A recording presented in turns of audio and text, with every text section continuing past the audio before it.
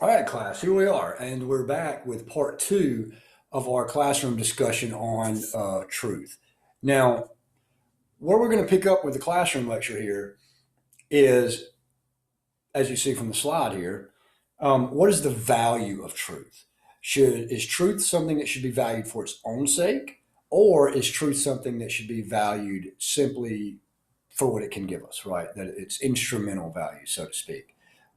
So, without further ado, we're about to start our class, or join back in with our class, rather, excuse me, with this discussion. Let's go. So, what is the value of truth? Is truth valuable, or does anybody remember what does he say the hiddenness principle is in regards to truth? Go ahead, Piper. That if you can't find value in truth, then it's not what you're doing. Could have been a better color. I'm maybe the one That's true. So he has something up here called the heedless principle, right? So what did you say, Piper? I ran out of room. Explain ahead. That unless you can find value in the truth personally, then you need not worry about it. Or what's the point of it? Like, can this work for me, or does it provide pleasure for me, or how does this benefit me in some way, right? Something like that. So what's the rational principle? Is that what he calls it in this book? In this text, he calls it, I think so. Yeah, he calls the rational principle. Now, we're not going to spend a whole lot of time on this because we don't even know. I mean, I guess I can see why you would put this in your text, but, and I mean, we'll talk about it. Anyway, so this is all about what can the truth do for me? Does this bring me pleasure? What's the best thing in regards to trying to find the truth? You know, if it can bring me pleasure, if it can benefit me somewhat. This is knowing the truth for its own sake, right? So this rationalist principle is, you know, the truth why, or you should try to find the truth why, because it's intrinsically valuable, right? That is just to say that the truth is valuable for its own sake. It's worth pursuing as its own end, right? For its own end. For its own end. The rational principle. Now, the reason why I'm going to spend a lot of time with this, because you remember we talked about the first principles of all thought. What were those when we talked about that? What are the first principles of all thought, of reality, so to speak? If you need to, you can pause and go back to the first principles: the law of excluded middle, the law of identity, and the law of non-contradiction. Those are the first principles. Law of non-contradiction, law of excluded middle, and what? Right, law of identity, right? Those are basically the fundamental principles of all thought, right? Why? Because you have to assume those, right? What? To use them, right? So you can't literally do anything without what being in effect. Those principles, right? So did we talk about, did Aristotle invent those? No, what did he do? Right, he discovers them, right? And again, can you prove those philosophically in the sense of, say, you go through some sort of argument and then arrive at a conclusion? Can you prove them? No, you can't prove them. Why? Why can you not prove them? Because remember, you have to use them, right? In order for an argument to work, what do you have to already assume works? Or what do you have to already assume for any argument to get off the ground? Those principles, right? Because when I say I will give you an argument, what am I assuming right then when I say that? The law of non-contradiction, right? Because when I say I'm going to give you an argument, I'm not saying at the same time, in the same way, in the same sense, what? I'm not going to give you an argument, right? So when I say I'm going to give you an argument, I'm already using the law of non-contradiction. So I can't prove it because I'm already using it, right? Now, the benefit of that is, can you disprove them? Can't disprove them, why? Because what do you have to do? You have to use them, right? Again, even the guy that says, I'm going to disprove the laws of logic. What does he just use? It just used the first fundamental principles of logic, namely the law of non-contradiction, right? Just use them. So you can't disprove them because you have to use them. So if you can't, quote unquote, prove them and you can't disprove them, what do we call those types of principles? What are those? They're foundational, right? They're axiomatic, right? The building blocks are the fundamental principles of how we even think, how we do anything in regards to reality, right? So what do we call those? If you can't prove them philosophically in some sort of logical fashion because you're already having to use them, then what do we call those types of things? Self-evident. They're just self-evident, right? So we would say that the law of logic, or the laws of logic, those three basic principles are just self-evident. What does that mean to say they're self-evident?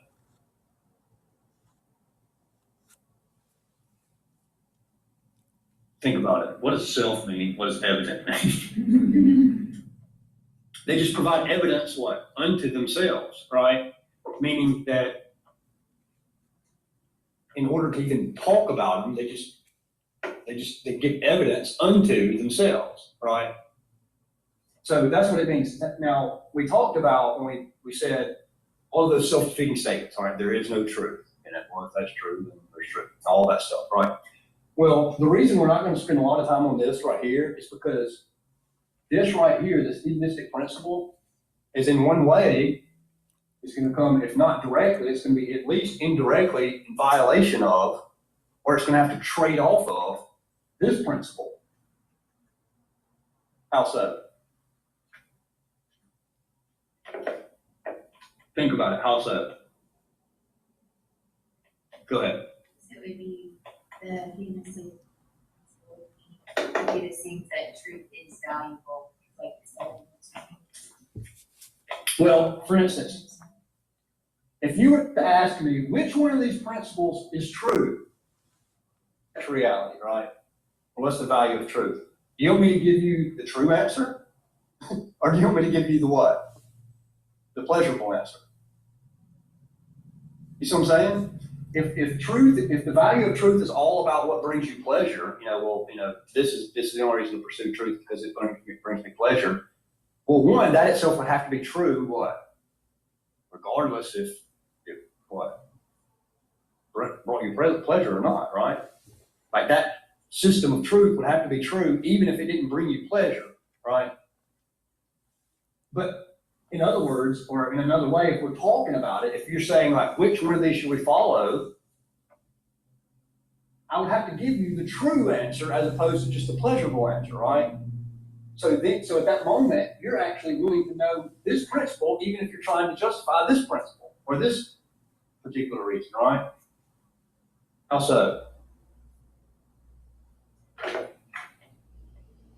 If you're sitting thinking about it, if you're sitting around thinking, should I value truth for its own sake, or should I value truth just for the pleasure it brings me? What are you doing in the question? Right then, what are you doing? Right. You're just trying to come to what? The true conclusion, not necessarily what? The pleasurable one.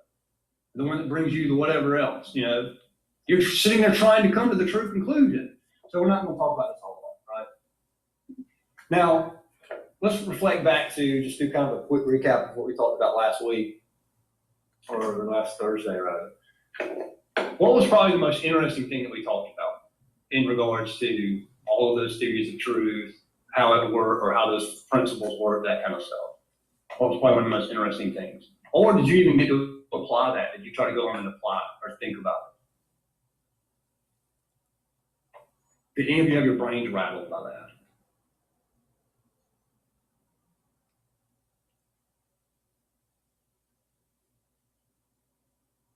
It was that stimulating, huh? It blew your mind. It was so hardcore. A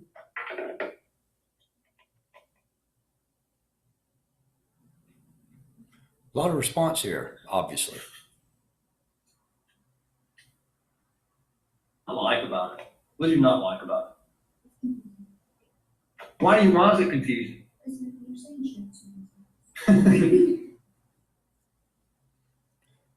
Why is it confusing? I'm going to tell you my theory real quickly. You want to hear my theory as to why it's confusing? Because public education is a joke. All right, so with that statement, public education is a joke, it should be qualified to say that obviously I've taught and teach in public education. My wife has taught in public education for over 15 years at the point of this recording. So you're about to go into, or you're about to witness for the good of EO, one of my famous or infamous classroom rants. And just to make it a little better, I've went ahead and constructed slides that actually go along with the classroom rant. So here we go. I honestly think that. I mean, like, it's just unbelievable to me that there's not a like, in public schools, you don't take any critical thinking classes. You don't take any philosophy classes. You don't take any logic classes. You're not taught how to think in any shape, form, or fashion in a public school at all. Well, some of those, like Piper back here, they took philosophy classes in the schools.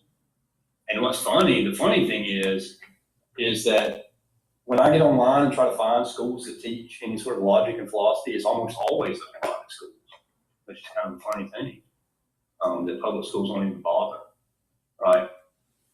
And then public schools are always telling you what, think for yourself, and, be your own person, and blah, blah, blah, blah. But then we don't even understand what basic theories of what? Truth. Or we don't even understand the first, principles of logic. Just the law of identity, law of excluding middle, law of non-contradiction. Which is why I think you can go through school, the American school system, K through 12, and literally believe stuff like when somebody says there is no truth, right? Or truth is just perspective. That's why you have 30-year-olds, even with college degrees, sitting there watching their television, seeing that kind of stuff and believing it. Yep. They don't know anything about thinking, right? Because what if someone says, I don't want to tell you what to think, I want to teach you how to think? What if someone tells you that?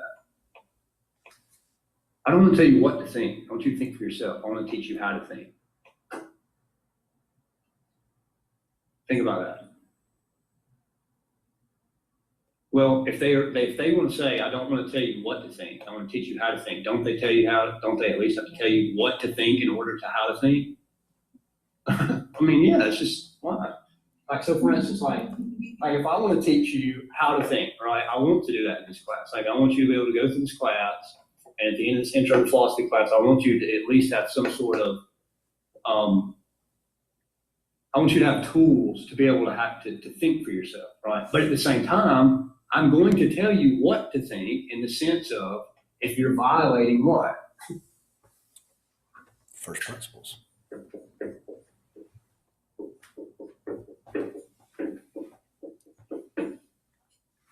I want you to use these. Why? Because I like them. What are these first? Right. All of it's from them. All of it is. So I want to teach you to use these. Why? I'm going to say, I want to tell you what to think in the sense of use these principles. Why? Because I want you to be able to what? Right, to think for yourself. But to say stupid stuff like just think for yourself completely is dumb. Why? Why is it dumb just to say that complete as a rule in and of itself? Because what if you don't know how to think? What if I just told us, like, I want you to build your own house. Look, man, this is America. We got radical autonomy. Go build your own house, but you don't know jack about building a house. What's going to happen? You're going to be sitting there taking a dump one day and your roof caved in on you, right? Because you don't know what you're doing. So I want you to be able to think right for yourself. But here, think for yourself. Here's some tools, right? So in the same way, if I want you to one day build your own house and do your own thing, I still want to what? Show you how to do it. Now you go do it. You know how to do it now. Now you go do it, right? But we live, in an American society where we value not just autonomy, which is, seems to be good, but radical autonomy, radical individualism, right? That's why we can say stuff when we were talking about, or just our brief little interlude on ethical theories before we get to that. That's why we were saying, stuff will work like, oh, you can do whatever you want as long as you don't hurt anyone else. What does that even mean? We've talked about that, right? That's just radical autonomy. That's radical individualism, right? Is it good to be an individual? Sure, right, yeah. No question. But in a radical sense, again, because one, we live in a society, right? You don't live on an island, you don't live by yourself. Whatever you do affects people. So anyway, we're using these principles talking about these principles because right off the bat, we get in our book where he skipped all of that stuff, right? And I want you to be able to see how these principles already affect the very first thing he's talking about in his book, right? Because there's some good stuff in this book, but at the same time, there's some stuff that I think it's pretty biased in the sense of it's honestly like he hasn't, and I know this sounds bad, but it's almost like he hasn't even read like the latest literature in a lot of the philosophical areas that he's talking about. And so we'll make sure that you can see that. Now, what we're going to talk about first and foremost, because we are Jatavia, right? Jatavia. We're going to go ahead and talk about, I want you to see how some of these principles will affect your life immediately on the biggest questions. Because right now, at this point, I'm still trying to trap you into enjoying this class, right? I'm still trying to convince you that you should like it. That's obviously what I'm trying to do still. Now, I want us to see how this is applicable. Is it applicable or applicable? Is it Caribbean or Caribbean? That's Caribbean or Caribbean? I don't know. All right, so is it tomato or tomato? All right, here's the thing. Does anybody say tomato? Anybody? It's like tomato or tomato. Well, nobody says tomato. Quit using that example. Use the Caribbean. All right, so what are we talking about? All right, religious truths. All right. Or I shouldn't say truths, let's put claims. Religious claims. And I'm not marking out truth because I don't think there's any religious truth. I'm just saying that all of these can't be truths because that doesn't make sense, right? Something contradicts something else and they can't both be true, right? So we're just going to use, say, the law of non-contradiction, law of excluding middle, and law of addition. Now we're going to look at some of these in light of some of these. So why do you think I'm already going towards this? Why do you think I'm already going there? In regards to what we talked about last week. Yeah, go ahead.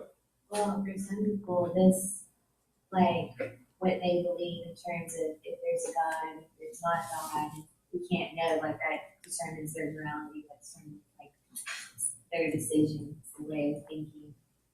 Like, it's very influential. Sure, but everybody has that, right? Everybody's got a worldview, right? Whatever your view is, you're going to do what with it? It's going to determine how you act and how you behave and how you live and how you vote and how you whatever else, right? Everybody's got that, not just religious people. Oh, yeah. But what we want to do is look at how these apply to, again, because we live in our society, what's very popular right now? Radical autonomy, right? Radical individualism, which bleeds over into every aspect of society, but bleeds over into what, too? Right. So we've become a society that, because of our radical individualism, because of our radical autonomy, wants to say things like, what? You can believe what? Whatever you want to believe, right? Now, as we kind of talked about, like, in one sense of the word, can you believe whatever you want to believe? Right. If you want to believe that you're a moonbat, you can believe that, right? But the question is it true, right? And does it make sense? So, for instance, let's look at atheism right here. Atheism would say we're looking at this principle right here, law of excluding middle. What does atheism say roughly? What's the Greek for atheism? What does that mean? Is the prefix for like a negation, right? So theism. This is a negation. So what does that mean? I should have done it like this. So what does that mean? It means there's no God, right? There's not one. So that would be atheism, right? So if atheism says there's no God, and theism says what? that there is. Says what? There is a God. What is the law of excluding middle? How does the law of excluding middle relate to these two positions? And right now we can even count this as our intro to logic too. So how does this how does this principle relate to these two positions?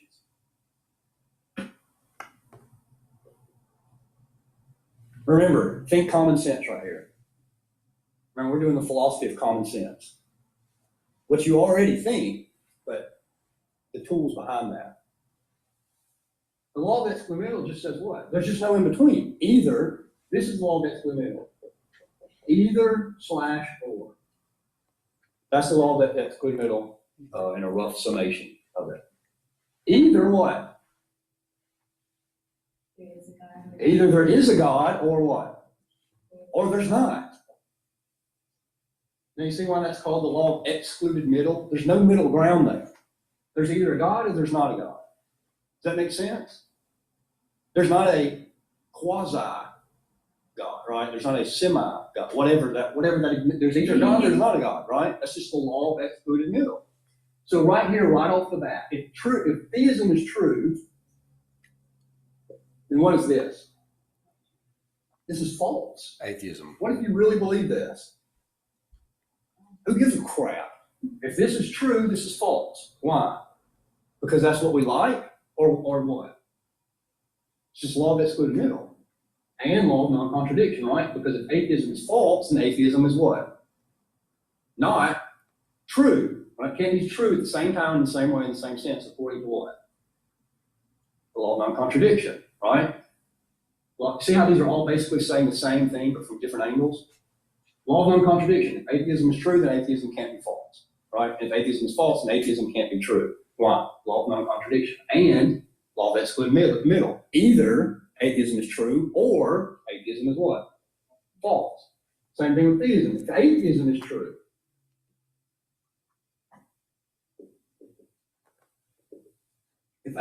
true, then what is theism? False, right? Whether you like it or not. So you can't say something like, well, for me, God exists, but for you, God doesn't exist. Why? Because if God exists, then what? It can't be the case that what? God doesn't exist at the same time, in the same way, in the same sense, because of what? The law of non-contradiction. And, right? And when we say God, so for instance, right here, law of identity, when we say God, we mean what? Volkswagen, right? No, when we say God, we mean God, right? Just in case you're a little lost right here, all of these topics, atheism slash theism, logic slash spiritual topics, we're just applying those first principles, right? Just like your slide says, we're just applying logic to various popular cultural slogans, right? Oh, you can believe whatever you want to believe. You can believe this religion. You can believe that religion. They're all true. This kind of stuff, right? We're just applying logic to some of these basic popular cultural slogans, just in case you were kind of confused there. Whatever something is whatever it is, what? It is that, right? You're not talking about something else. So a lot of times people will try to say, oh, well, when you mean God, I mean this. Okay, well, right, but we're talking about this.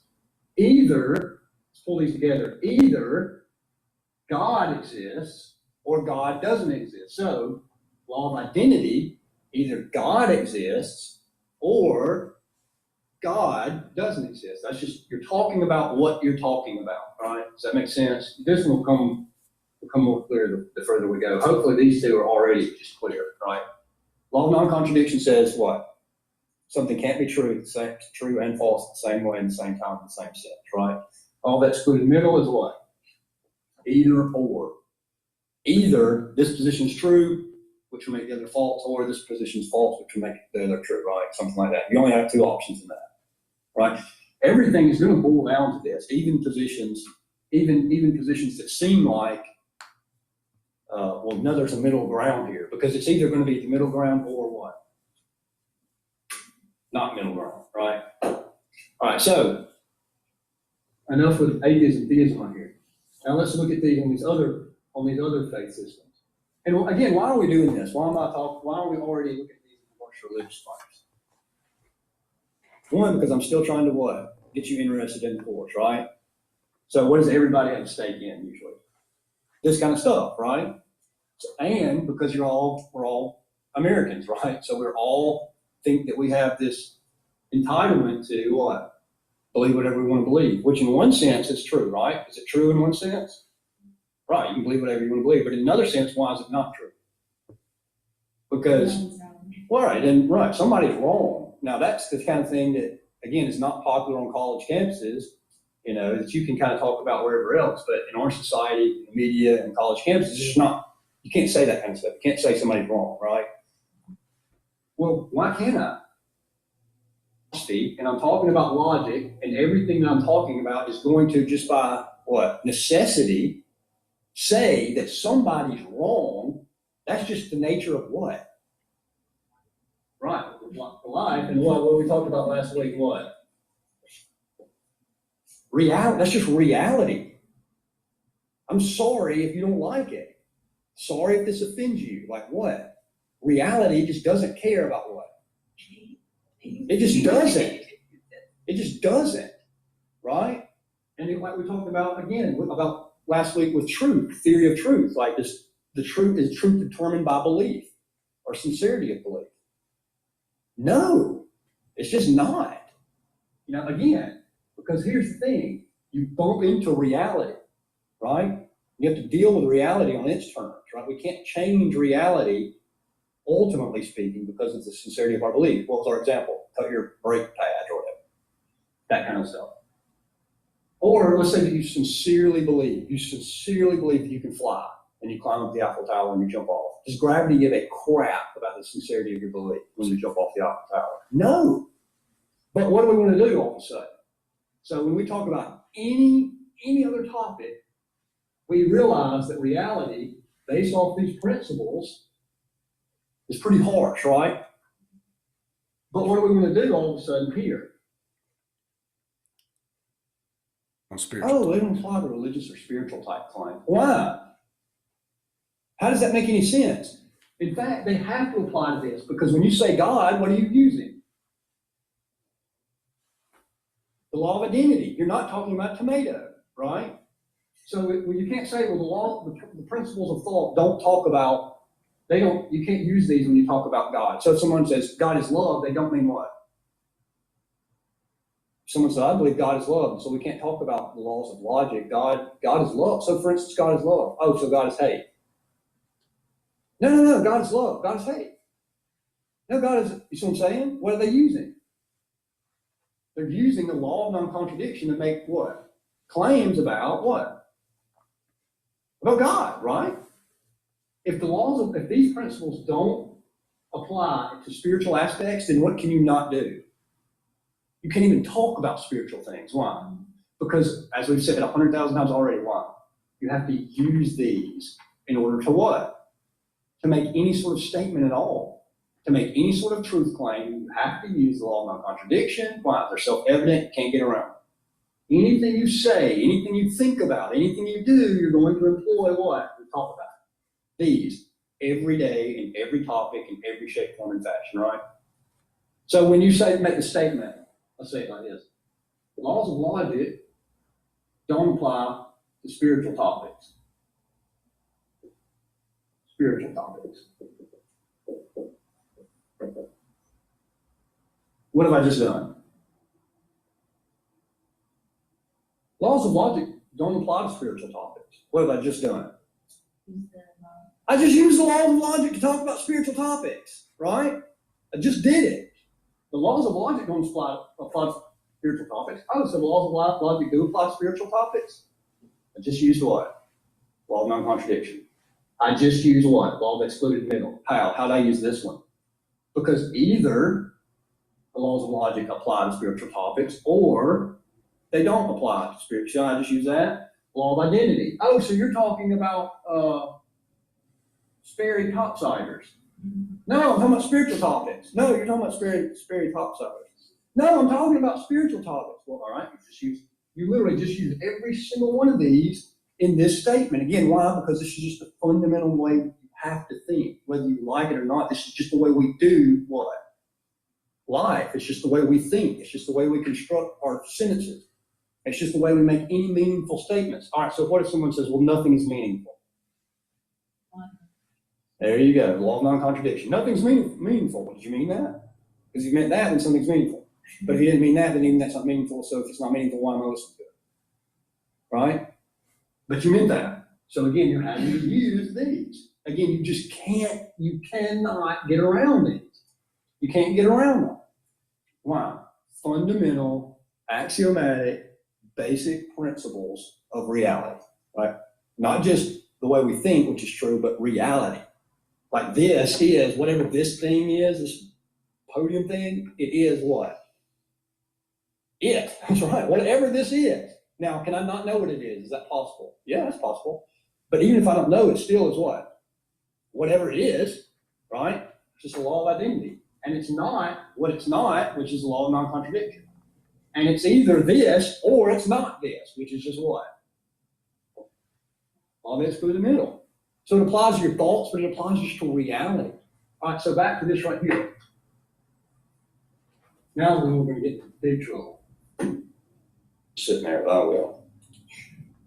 All right, so let's look. All right, let's think of the two of the most controversial right off the bat. So we can get fired immediately, and hopefully you'll be interested. All right, look. All right, let's write up here Islam.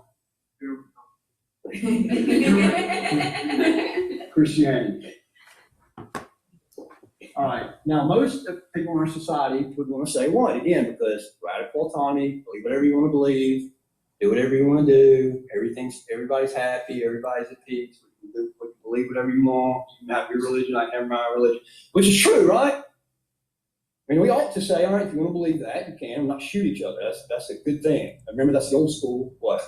Definition of tolerance. That's good tolerance, right? I don't agree with you, you don't agree with me, but we're going to be peaceable and, go out to eat later and still, agree with this.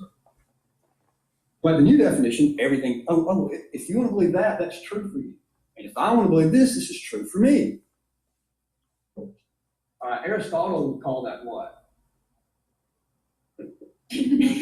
Aristotle would say it's friggin' BS, right? Why? Because he didn't like that? Or why? Why would he say that? Because it's illogical, right? That doesn't make sense philosophically or logically, right? Does that offend you? Or is that offensive to some people? Yeah.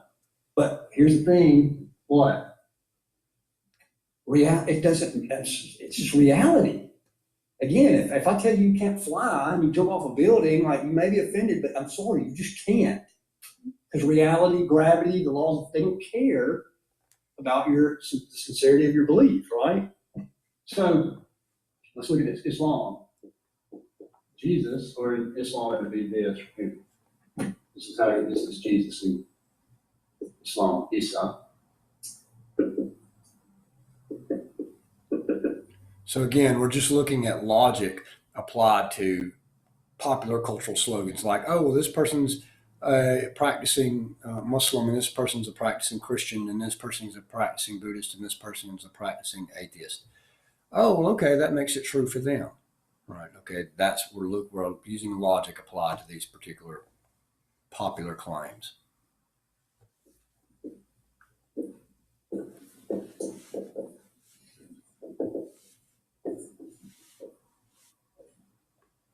All right, can anybody read this right? It's cracking handwriting. All right, what does it say? Jesus did not die on the cross. What's Christianity say?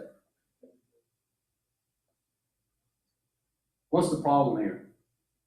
All right, so what I just wrote on the board is what you see on the slide here.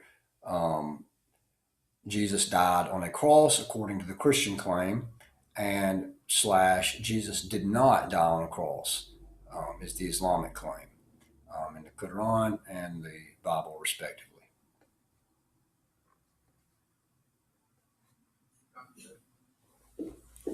This is in direct violation. This claim is in direct violation of this claim. This claim is what? Is in direct violation of this claim. What is that? Law of non-contradiction. We have a problem here. Why? Right, somebody's wrong. Why? Because we just don't like that, or why? Because logically speaking, philosophically speaking, they can't what? It's true. They can't both be right. Right? What did you say? It's true. Schroeder's, yeah. Which, by the way, either Schroeder's position is true or what? Or it's not true, right? So, law of excluded middle is in violation here. Why? Either he did or he didn't. Either he died or he didn't die on the cross, right? Law of identity. Why? Because we're talking about the same person here, right? You can't say, oh, well, they're talking about this, they're talking about this. Well, we're talking about the same person. Otherwise, we don't have a problem at all. If we're not talking about the same person, then there's no problem, right? Because the subject is gone. We're not talking about the same subject anymore. So right off the bat, one of the biggest hot button topics in our culture, when we look at the laws of logic applied to that, somebody's wrong. Now, they could both be wrong, right? Maybe they didn't exist or something like that, which is really not a responsible position to hold, but they could both, logically speaking, be false, right? I mean, they could both be wrong, but they can't possibly what? Both what? They can't possibly both be true. All right, let's look at another one.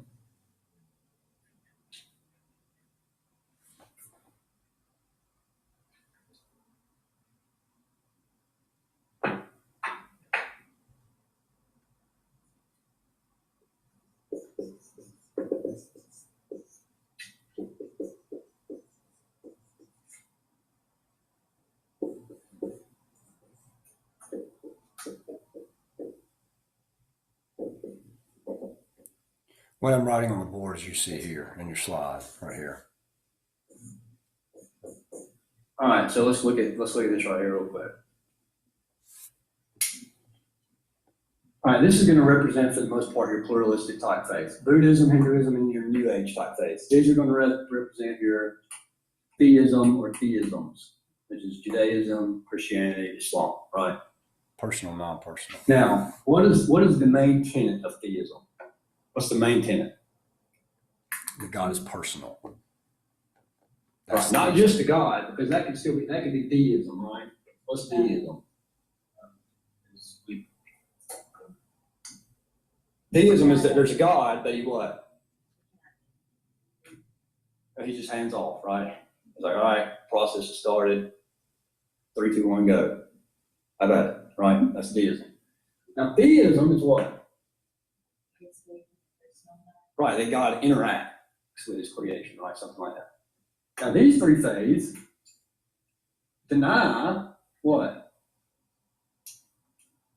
This one's kind of whack. This one has a lot of different, it just depends on the one you talk to, but ultimately speaking, the pure form of this, and this, and this, the pure form deny what?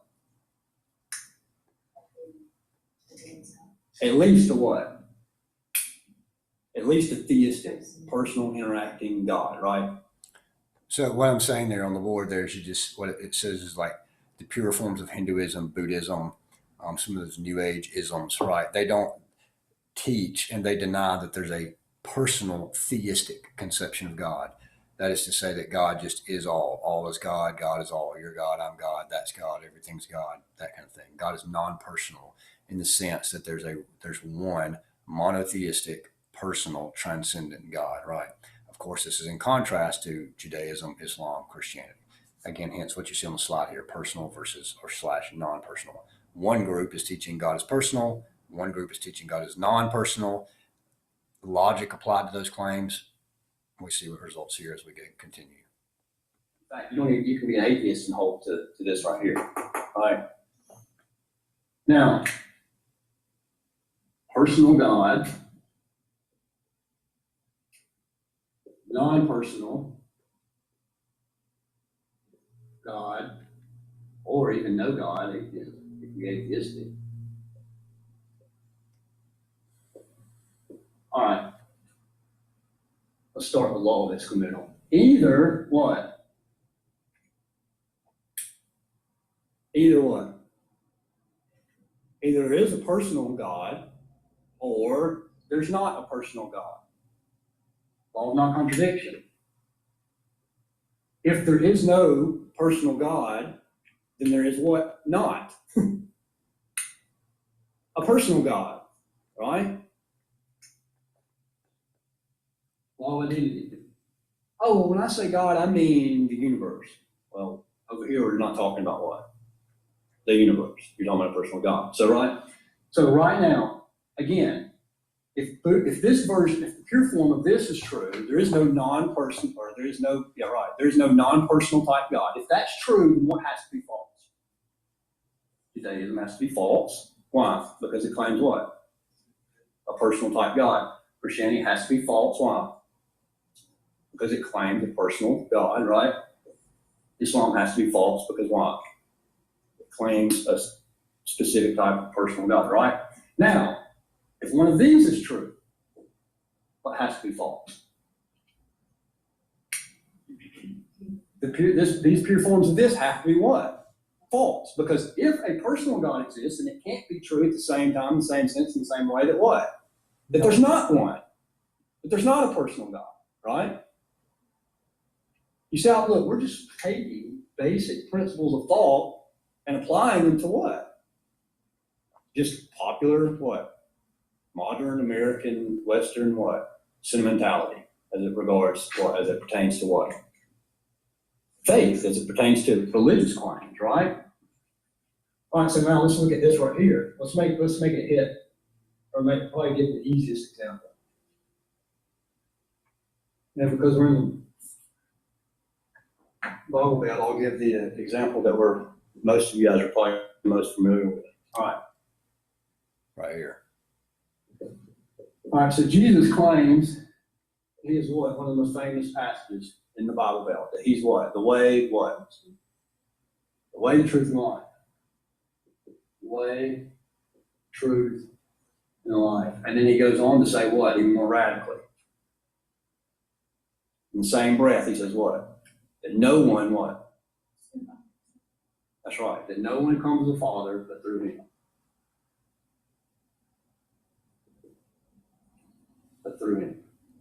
But through Jesus, right?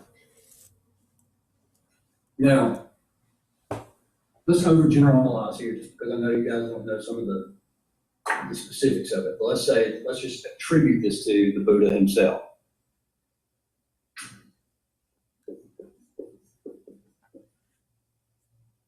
I'm overgeneralizing here just because I know you don't know some of the specifics, but I'm going to say it this way.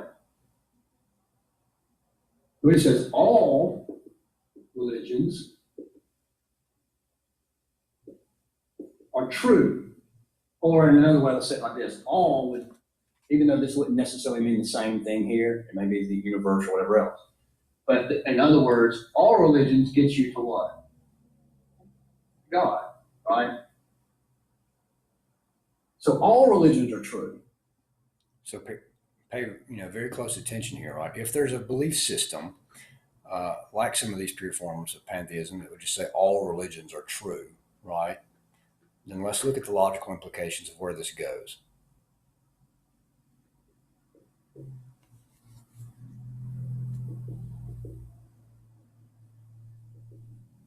Law of identity.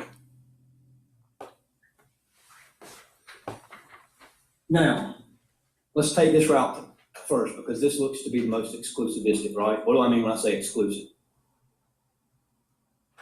That if Christianity is true, or at least that specific type, then all other religions. Right, it excludes others, right? It says, this is right, you're wrong. Is that popular in our society? To say that this is right and you're wrong? No, not popular, right? So if this guy, if the Nazarene carpenter's right, that no one comes to the Father except through him, then what does that mean about this?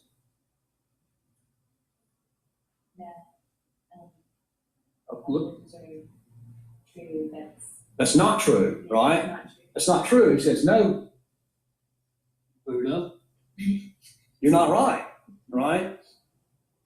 You're not right. You can say blah, blah, blah, blah, blah, but I am the only way. You're wrong. Now, which comes across as the most pluralistic or most friendly, the most encompassing or happy, so to speak? Right. Why? because it accepts. Right, because he says, all right, Nazarene carpenter, you're just closed-minded. I think what? I think what? All right, now here's the problem. This is a big problem, looking at this right here. We're going to look at the laws of logic here, right? That's what our concern is. We're just trying to apply the laws of logic to what? Religious claims. If this is true, all religions are true. If, again, we're being oversimplistic here because it's not specifically like that, but this is roughly the claim. So if Buddha says all religions are true, who's wrong? All right. This is just a nice way to say what? This is a nice way to say what? Absolutely. Well, no, there's a claim there, but it's a nice way to say what? All religions are true is just a nice way to say what? Right, that you're wrong. Because if this is right, can this be right? That I'm known by the Father? If that's right, does this exclude this? Yes. Because if this is right, if all religions are true, then Jesus has to be wrong when he says what? That all religions aren't true. He's saying he's wrong. But he's just saying it what? In a way that sounds what? Nicer. But he's saying the same thing that he's saying. Does that make sense? How? Because if this is right, then he's wrong. Does that make sense? If he's right, then he's wrong. So is this exclusive? Yeah. Because this says, Judaism claims what? It has that what about God? That this is the true God, right? That Judaism says what? They're telling the truth about God, right? What's this say? No, that's not right. Because this is the real truth about God. Islam says what? There's one God but Allah and Muhammad is his prophet, right? What does this say? That's not right. Christianity says what? It's right here. There's only one way to the Father, right? Jesus. That's this claim. Oh, that's not right. All of them are true. You're wrong too. What is this done? It's just said all these were wrong. But these were supposedly the what religions? These were supposedly the exclusive religions. And this was supposedly what? The accepting religion. But guess what? Here's the thing. Let's just take the mask off. These over here just had the balls, what? To say that they were exclusive. Now, could they all be wrong? Yeah, they could all be wrong, right? And this could be wrong. They could all of them be wrong, right? Atheism could be true. Technically speaking, there still might be something here. They may all be wrong, but they can't what? All be right. Because this excludes this excludes this excludes this excludes this excludes this, and this excludes this, and this excludes this, and this excludes this. This excludes this excludes this excludes this. They're all making exclusive claims, right? One of them just sounds nicer. Just sounds nice to say it this way. All of them are the others. That ultimately speaking, what? You're wrong. Using what? Just three principles of thought. Law of non-contradiction, law of excluded middle, law of identity. Now, in our society, look at this mess up there. In our society, can you get elected to a public office saying that? Probably not, right? Why not? Well, in our society, you probably can't even hold community positions if you say something like that. But again, what are we concerned with? What's that? Yeah, we're concerned with people's feelings, but in this class, what are we concerned about? Or what should we be concerned about? Critical like thinking straight, right? Like thinking, like applying the tools of reality to actual what? Claims of what? right? Because again, we intrinsically recognize these principles already. Like you came to class knowing this, right? I didn't have to tell you any of these things. We're just kind of basically like, look, we pull back the cover, so to speak, and look what you already hold to: law of exclusion, law of non-contradiction, law of identity, those things. But we need to look at those in light of what? Religious claims too. Why? Because these always what? Get off the hook, right? All of a sudden when we talk about spirituality or whatever else, we think we can just start talking what?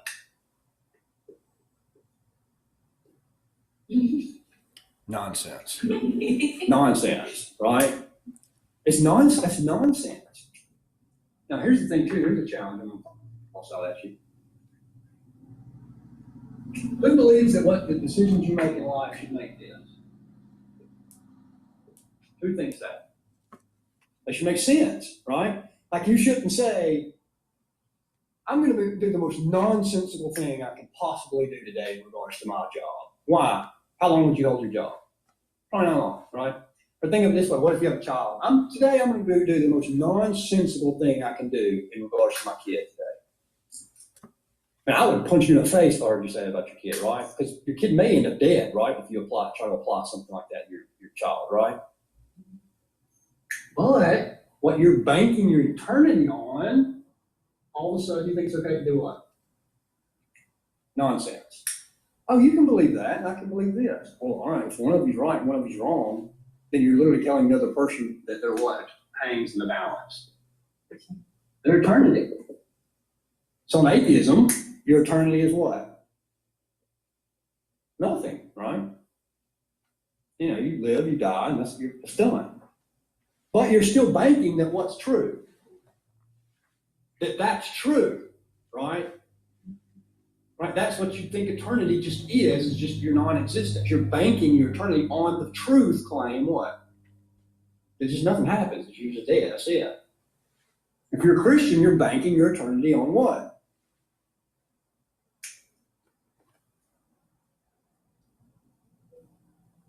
That Jesus what? Rose from the dead. You're banking your eternity on that, right? That truth claim, that's a truth claim, right? Now, if you're a Muslim, you're banking your eternity on what? And he didn't, so there's a what? A different what? A different way. You're banking your eternity on that claim, right? You just go on with this. But the point is, they can't possibly all what? Be true. And so, on some of the most important questions about life, we resort to what? That's scary, right?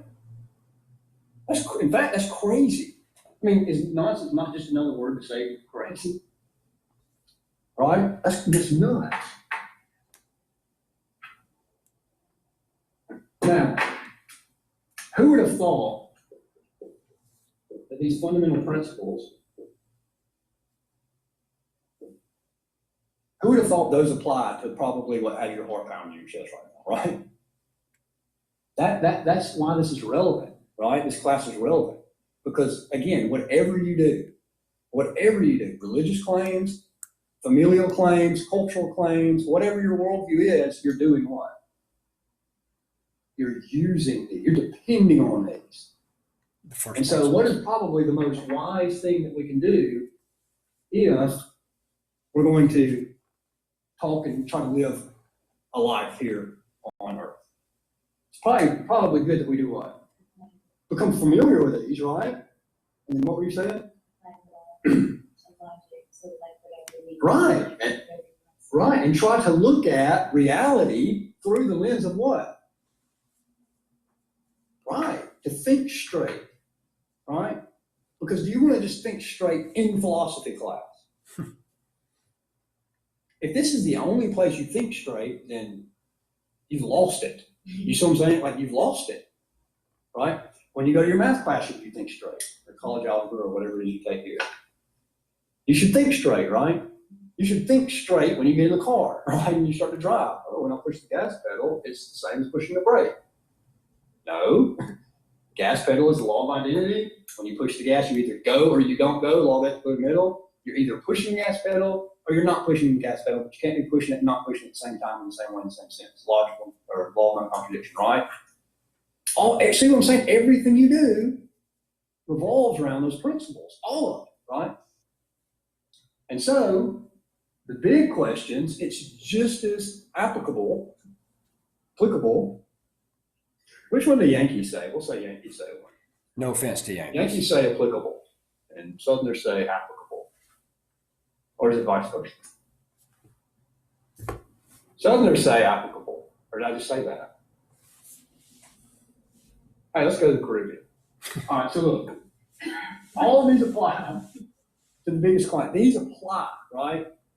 So when you go home, you're like, yeah, I thought that, philosophy class, blah, blah, blah. I didn't realize it would relate to me just as much as my, health class or whatever, right? I didn't know it would relate to me just as much as my whatever else class. This stuff relates, or at least it ought to, right? It should relate. All right, so we'll let this be kind of the intro into our logic stuff, and then I'll let you guys go. Because the next phase of our little, again, and we don't have any reading this week because, for whatever reason, our book just decides to not even mention logic, so it's just add in a intro to philosophy class. Which may or may not apply to you under this lecture. If it doesn't, no matter, the lecture's still exactly the same. But logic is just the tools of how we think. We've already been doing that, right? We've already been talking about law, all these basic principles. Now, logic it's just ordered thinking. That's all logic is. Logic is just ordered thinking. So you're using these principles, again, when you live your life. Now, what is logic? Logic just is that.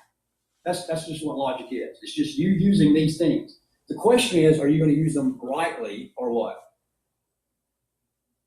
Right?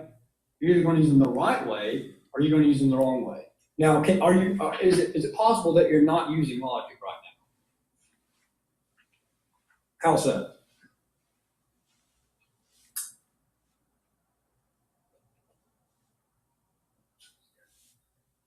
You stand on this way.